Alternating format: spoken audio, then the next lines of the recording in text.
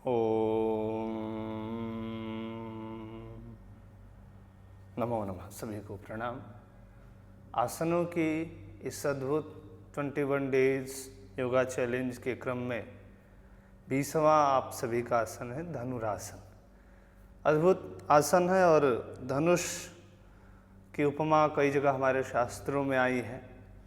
ब्रह्म तत्व को लक्ष्य बनाते हुए साधनाओं को बाण के रूप में इंगित करके दर्शाया गया है। तो ऐसा बो पोज जो धनुरासन, वास्तव में धनुष वही होता है जो लचीलापन जिसके अंदर हो।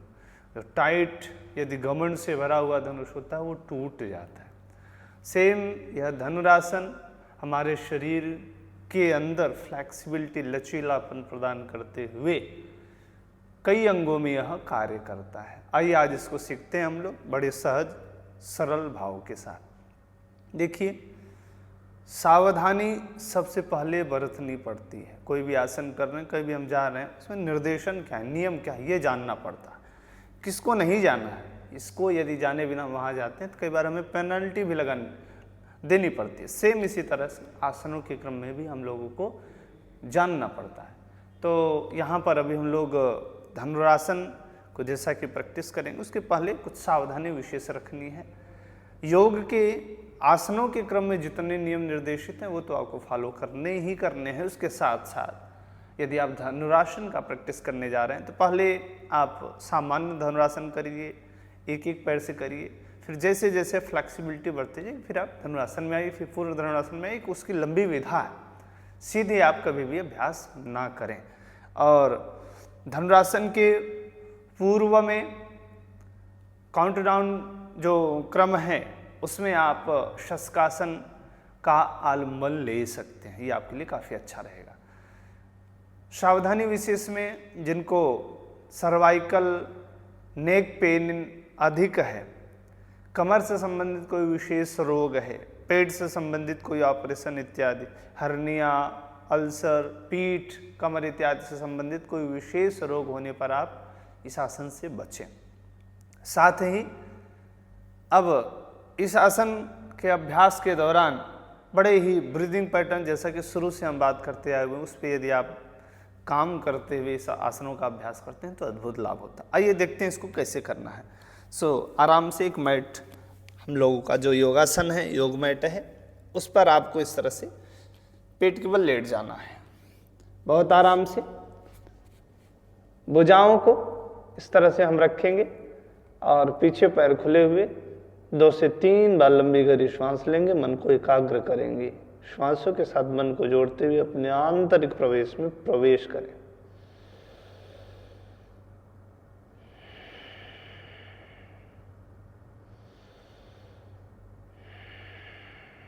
अब यहीं से धनुरासन के अभ्यास के लिए पहले हम सामान्य करेंगे।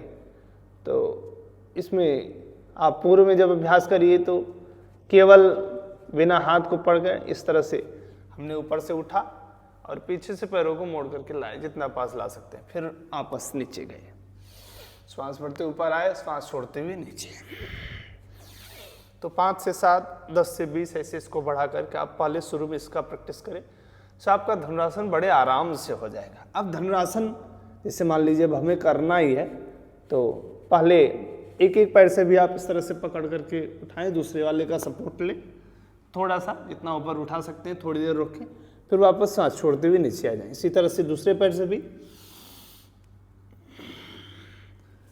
फिर यहाँ तक जब अच्छे से आपसे होने लग जाए, ये पूरा क्रम हमने आपसे साझा किया, तब यहाँ पर हम एड़ी के पृष्ठभाग को अच्छे से पकड़ेंगे, श्वास भरते हुए आगे से थोड़ा सा स्कंध को पीछे की तरफ खींचेंगे और पीछे से नी से स्ट्रेट करने की कोशिश करते हुए इसको ऊपर उठाना है। फिर यहाँ पर हम श्वास को सामान्य रखते हुए 1 से 2 श्वास शुरू में रुकेंगे, वापस श्वास छोड़ते हुए धीरे से रिलैक्स हो जाएंगे। इसके जस्ट तुरंत बाद हम लोग शशकासन का अभ्यास करते हैं, तो ये काफ़ी हमारे मेरुदंड के लिए लाभप्रद होता है। वापस हम आराम से आकर के बैठ जाते हैं। तो यह धनुरासन एक पूरा हमने आपको क्रम से बताया। कई बार लोग डरते हैं, इतना कठिन है कैसे कर पाएंगे। आप क्रम से चलिए, एक एक सीढ़ी को आप चढ़िए और निस्संदेह आप इससे बहुत अच्छा कर सकते हैं। एक दिन में कुछ भी नहीं होता है, डेली आपको करना पड़ेगा।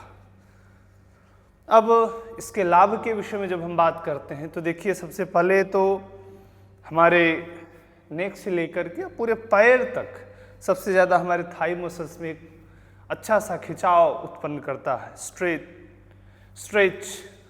फिर हमारे शोल्डर में, मेरुदंड में, और ये सारा बैलेंस हमारा नाभि पर आकर के टिकता है।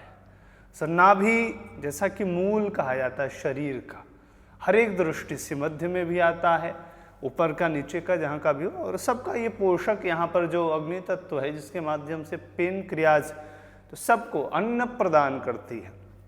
तो इस क्रम में यदि हम लोग चर्चा करें तो पेटगत जितने रोग हैं, कब्ज, एसिडिटी, अपचन, भूख न लगना, पेट में दर्द रहना, तो ये सब चीज़ों को दूर करता हुआ हमारे वक्षस्थल पर भी ये बड़ा अच्छा काम करता है जब हम ब्रीदिंग पैटर्न के साथ अभ्यास करते हैं।